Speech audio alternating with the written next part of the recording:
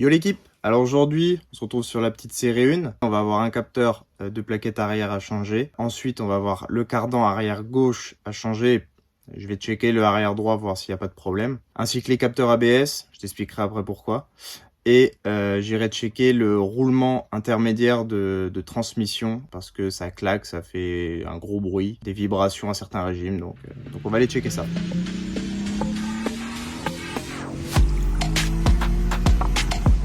Alors du coup, j'ai commandé les deux capteurs ABS pour l'arrière. J'ai pris, bon, ce petit machin, on s'en fout hein, honnêtement, c'est juste pour ça. Celui d'origine est complètement rincé. Le capteur de plaquette arrière gauche, de toute façon il n'y en a qu'à gauche. Les petits écrous à frapper pour les cardans, que tu viens frapper dans ces petites rainures là. Vu que ceux actuels, ils ont déjà été frappés et enlevés plusieurs fois, bon, il y a un moment il faut les changer. Et les deux cardans achetés d'occasion sur un site d'achat-vente entre particuliers que tout le monde connaît bien. Alors que je t'explique pour les cardans, en gros, il y a eu quand on a acheté l'auto, c'est une voiture importée d'Allemagne, du coup le berceau a été complètement rongé par la rouille, mais ça on l'a vu qu'après, du coup on a ramené la voiture chez le mec à qui on l'a acheté, il l'a pris en charge, fait changer tout le berceau, les bras de suspension, etc. Sauf que le garage en question a mal resserré les bras de suspension, ce qui fait que le bras à l'arrière que je te montrerai en dessous, il tapait sur la tête du cardan ici, plus précisément là, il tapait comme ça, du coup il a complètement voilé cette tête de cardan, du coup le mec il a changé le cardan par un truc d'occasion sur un site que tout le monde connaît aussi, d'occasion et qui était plutôt reconditionné je dirais, et du coup ce qui s'est passé c'est que la cible ABS, elle était plus ronde en fait, elle avait une forme de patate. En gros, il y a de la rouille qui s'était incrustée entre la cible et le cardan lui-même, ce qui l'a fait légèrement gonfler. Ça se voit au mille, ça se voit au pied à coulisses, mais ça a bouffé du coup le capteur ABS que je te montrerai parce que c'est encore monté sur la voiture. Du coup, bah forcément, problème de SP, etc. Du coup, en attendant, pour limiter les problèmes de SP et éviter de trop le désactiver quand même, j'ai été chez mon ami Amesis Project. On a fait quelques petites magouilles histoire que la cible soit un peu plus ronde et que voilà, que ça marche quoi. Donc tu verras quand je vais démonter ce que ça fait. Du coup, je vais quand même démonter l'autre cardan aussi, voir s'il a pas du jeu dans les têtes, dans les noix, t'appelles ça comme tu veux. Et s'il a pas de jeu, je le laisse. S'il a du jeu, je le changerai par lui, qui a un peu moins de jeu.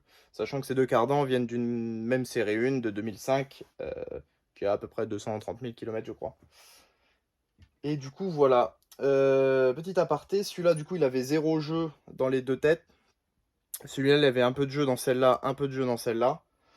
Et ce qu'on a fait, chez encore une fois mon ami Amesis Project, que tu vas pouvoir retrouver sa vidéo sur sa chaîne, on a inversé les deux têtes côté différentiel. On les a inversés, on les a complètement démontés et on les a inversés. Ce qui fait que là, il n'y a plus de jeu dans celui-là. Il en reste un léger ici. Bon, pour une voiture qui a 250 000, honnêtement, ça reste raisonnable. Ça vaut pas le coup d'en racheter un neuf pour le moment.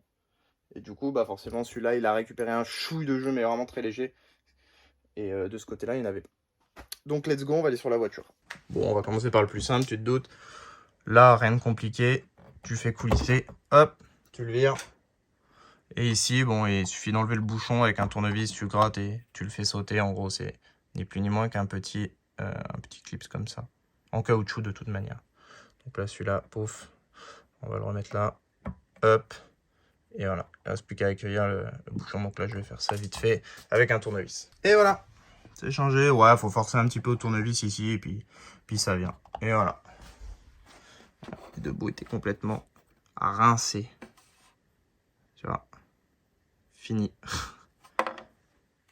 Ok, donc l'auto, elle est levée, ça y est. Donc on va commencer par enlever la ligne d'échappement. Il y a deux cylindres blocs là-bas et par là, là. Il est là, voilà. Ici. Tu mets un peu de WD-40 là-dedans, là. Ça sort tout seul. Et ensuite, tu peux la déboîter d'ici. Donc là, on va faire tomber la ligne, vu que j'ai besoin d'accéder au palier intermédiaire qui veut être par là. Et après, pour les cardans, du coup, tu as un petit fer plat pour 2 vis et il y a 8 vis. Donc, tu enlèves les 8 vis et après, tu enlèves la grosse vis. Donc, je vais te montrer. Voilà, et ici, t'enlèves l'écrou qui est du coup frappé, mais là qui est complètement défoncé. Voilà pourquoi je vais le changer. Donc on va démonter ça. Je vais même en profiter pour démonter le pare-chaleur et la grosse platine que tu as vu en dessous, qui est là-bas. La platine pare-chaleur, je pense que je vais tout déboîter direct. Comme ça laisse le champ libre. Voilà, du coup, la ligne elle est déposée. On voit rien du tout. J'ai déposé du coup le cardan. Je vais aller capteur après. Et du coup, j'en ai profité pour regarder le palier intermédiaire qui est du coup là.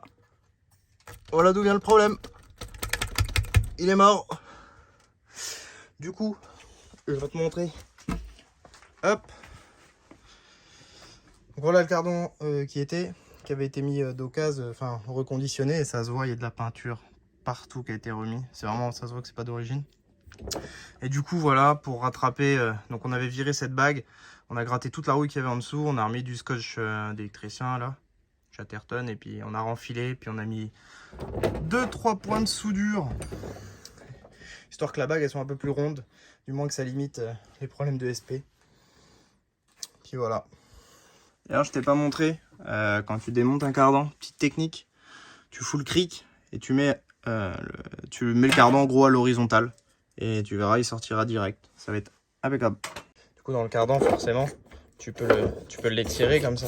Donc, tu te mets à l'horizontale, comme ça, tu le rétractes au max et hop, il sort. Alors, du coup, sur le nouveau cardan, donc c'est le plus court, si je dis pas de conneries. Hop. C'est bien ça, c'est le plus court. Du coup, sur celui-là, en fait, tu testes en faisant ça. Alors, je sais pas si tu vas entendre. Bon, il y a légèrement de jeu, mais pas grand-chose. Le jeu ici, tu l'as. Mais bon, ça devrait le faire. Je vais le monter comme ça, et puis ça ira bien. Hop, c'est des originaux. Alors que l'autre, c'en est pas un. L'autre, on voit bien que bon, il n'y a rien du tout. Tu vois que ça a été repeint. Ça a bien été repeint. Alors que normalement, les originaux, tu vois bien qu'il n'y a pas de peinture, c'est juste de la saleté. Enfin voilà, c'est les reconditionnés sur les sites d'achat de pièces. Donc, faire attention. Alors du coup pour le capteur ABS, il se situe juste là. Hop. On avait mis une petite rondelle en plus il me semble. Il passe derrière le bras avec un petit résistant, il passe derrière le ressort. Et après il vient se loger là-dedans. Il y a un petit connecteur. Donc j'enlève ça et puis je te montre. Du coup, pour enlever ton petit capteur, tu mets un peu de nettoyant frein parce que des fois ils viennent pas, ils cassent. Vis BTR ici. Tu longes le tour, tu passes bien dans les petits clips comme ça, comme le blanc, comme ça il n'y a pas de problème, il n'est pas pincé. Et après, donc, une fois que tu as ôté le garde-boue, tu l'as juste dévissé, décalé. Voilà. Et là, tu as le petit connecteur derrière, tu vois, dans le petit boîtier. Donc voilà, donc je vais changer le capteur, je vais remonter le cardan, et puis voilà. Tu vois, RTA de la voiture. Bon, c'est pas une 2007, mais pour tout ce qui est carrosserie, châssis et tout, c'est les mêmes. Parce que de toute façon, celui de la phase 1, il n'existe pas en RTA. Bon, bref. Du coup, les vis de cardan, côté pont, la vis 3, 7 Nm, donc 70 Nm. Là, mon vieux, 70 Nm, serre-les pas comme ça. Voilà comment la vis est finie. Elle finit cassée dans la tulipe. Regarde, hop, elle a pété. Donc j'ai vaguement regardé de l'autre côté. Il est serré à peu près à 60, à peu près, donc voilà, je vais le serrer qu'à 60 et puis c'est tout. Ok, du coup, cardan remonté avec succès. Bon, il y a une deuxième vis que, bon, je voyais que je serrais et ça claquait pas. Donc pareil, je l'ai changé par une autre et j'ai descendu à 55 Nm. Parce que sinon, ça va tout péter. Et du coup, c'est bon, j'ai remis le capteur ABS. Hop. On voit rien du tout. Oh, il est là, quoi. Maintenant que ça, c'est fait. Je vais attaquer de l'autre côté. Je vais changer le capteur parce que lui, il est vraiment mort le capteur ABS parce que on les avait inversés. Bon, je vais le changer. Je pense que je vais démonter le cardan, voir comment qu'il va. Et puis, je te reprends quand je remets le capteur de plaquette. Et ouais, j'ai oublié de te dire, oublie pas de frapper l'écrou pour qu'il se coince dans les rainures là. Comme ça évitera que l'écrou se desserre. Alors du coup pour les capteurs, je n'ai mis un là que je fais passer là avec le riselant. L'autre il passe juste en dessous. Il passe en dessous des bras pour être là, pour pas être trop détendu parce que l'ancien était détendu et c'est comme ça qu'à force là il s'est bouffé. Puis bah du coup ça remonte, hein. Ça remonte derrière. Et puis il y a les deux connecteurs là-bas derrière. Ok, alors du coup maintenant on va s'attaquer au roulement. Donc là tu as 4 vis à enlever. Normalement il se déboîte le demi-arbre se déboîte de l'autre bout. Et après tu démontes les deux vis là. Et puis bon, le demi-arbre là tu le laisses pendre et puis et du coup normalement on devrait pouvoir le sortir. Ok, bon, bah voilà. Le demi-arbre il est par terre, donc tu vois il est juste comme un cardan, il est enfilé là avec les cannelures. Voilà. Et voilà. Maintenant j'ai réussi à enlever la bague. En même temps c'était pas très compliqué, étant donné qu'elle est complètement arrachée, même ça commence à se barrer. Et maintenant il reste plus qu'à sortir ce roulement qui est sûrement rentré en force là-dedans parce que je vois pas de circlips. Yo, alors du coup, on se retrouve 4 jours après parce que j'ai reçu les pièces, j'ai commandé le petit roulement et j'ai pris 2 ampoules de clignotants. Je vais te montrer pourquoi je les change. C'est pas parce qu'elles ne s'allument plus, mais je vais te montrer tout de suite. On va les changer tout de suite, comme ça c'est fait. Alors du coup, tu arrives, tu dégrafes le gros cache en plastique là, chouic. Et là, tu vois, tu as une vis ici, tu en as une autre, alors attends, tu en as une autre là-bas au fond, qui est là, et tu as la dernière qui est là. Donc là, je dégrafe les 3 là, je vais faire la même chose de l'autre côté, et je te reprends. Alors du coup c'est bon, les deux sont dévissés, là tu arrives, tu déconnectes,